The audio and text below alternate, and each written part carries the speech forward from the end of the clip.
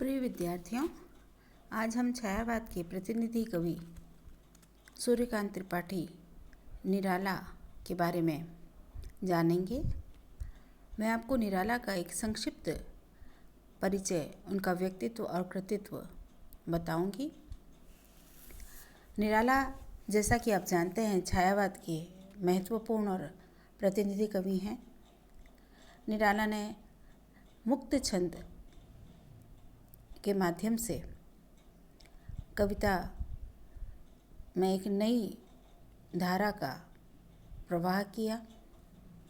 निराला की मौलिकता ने उन्हें सबसे अलग और विशेष बनाया है। छायावाद से लेकर प्रयोगवाद तक उनके काव्य का विस्तार है। उनकी काव्य रचनाएं जो हैं वे भी इसका उदाहरण हैं। निराला ने काव्य के अतिरिक्त कहानी, उपन्यास, रेखाचित्र, जीवनी, निबंध लेखन भी किया है। ऐसे महत्वपूर्ण कवि निराला का जीवन अनेक उतार चढ़ाव से भरा रहा है। निराला के बारे में बहुत सारी बातें हैं, बहुत सारे घटनाएं हैं जो उनके व्यक्तित्व को बताती हैं। निराला के व्यक्तित्व की बात करें तो निराला का जन्म 1896 में बंगाल के मेदिनीपुर गांव में हुआ। निराला की शिक्षा दीक्षा भी बंगाल में हुई। निराला के जीवन में रामकृष्ण और विवेकानंद दोनों का गहरा प्रभाव रहा। बंगाल में रहते हुए उन्होंने शिक्षा प्राप्त की। इसके बाद उन्नाव जाकर भी उन्होंने शिक्षा को ग्रहण किया। बाद में वे पुनः बंगाल की ओर आए। उन्होंने रामकृष्ण मिशन संस्थान में एक संपादक के रूप में कार्य किया और समन्वय पत्रिका का संपादन किया। मतवाला पत्रिका का संपादन भी निराला ने ही किया। सुधा पत्रिका के संपादक भी वे रहे। इस तरह निराला अपने युवा काल में साहित्य और उसके माध्यम से कार्य करते रहे, आजीविका अर्जित करते रहे। निराला के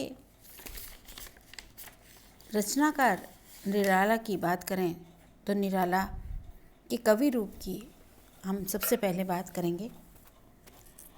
निराला ने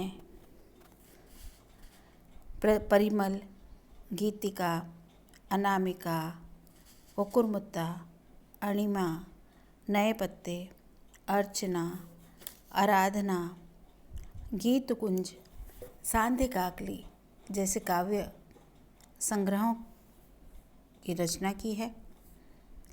तुलसीदास उनका एक खंड काव्य है। जैसा कि हम जानते हैं कि छायावाद में जो 4 प्रमुख रचनाकार हैं, प्रसाद, पंत, निराला और महादेवी, उनमें निराला की कविताओं में एक प्रकृति का स्वर सुनाई देता है, विद्रोह का स्वर सुनाई देता है, जागरण का स्वर सुनाई देता है। साथ ही साथ हमें काव्य के लय छंद का जो समन्वय है, यानी मुक्त छंद जो है, वह भी हमको निराला के द्वारा ही प्राप्त हुआ है। तो निराला की लंबी कविता राम की शक्ति पूजा हमारे पाठ्यक्रम में है। राम की शक्ति पूजा के पीछे बहुत सारे संदर्भ हैं। राम की शक्ति पूजा को निराला के व्यक्तित्व के संघर्ष से जोड़ा जाता है। राम की शक्ति पूजा को तत्कालीन आज़ादी के संघर्ष से भी जोड़ा जाता है और राम की शक्ति पूजा अपने आप में एक पौराणिक घटना की कविता तो है ही। तो इस प्रकार से राम की शक्ति पूजा के माध्यम से संघर्ष की जो कथा है, संघर्ष की जो शक्ति है,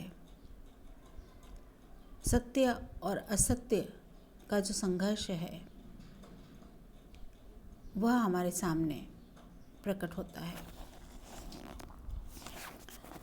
निराला की कविता राम की शक्ति पूजा में छायावादी कविता के सारी हमको विशेषताएं मिलती हैं।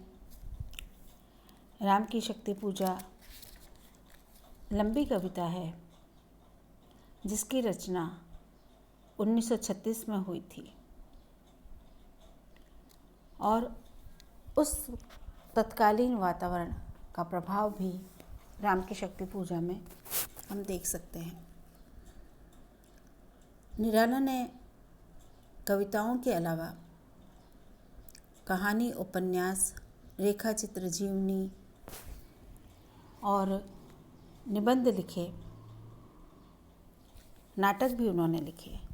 इस प्रकार से निराला संपूर्ण साहित्यकार थे। वे गद्य और पद्य दोनों में ही सिद्धहस्त थे। निराला के काव्य रूप की चर्चा होती है, साथ ही उनके गद्य की भी कम चर्चा नहीं होती। निराला हिंदी जगत के महत्वपूर्ण साहित्यकार हैं। निराला के जन्म को हम बसंत पंचमी के दिन निराला जयंती के रूप में मनाते हैं। तो ये एक संक्षिप्त परिचय है।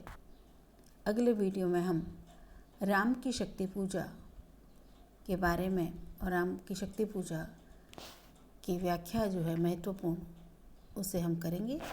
धन्यवाद।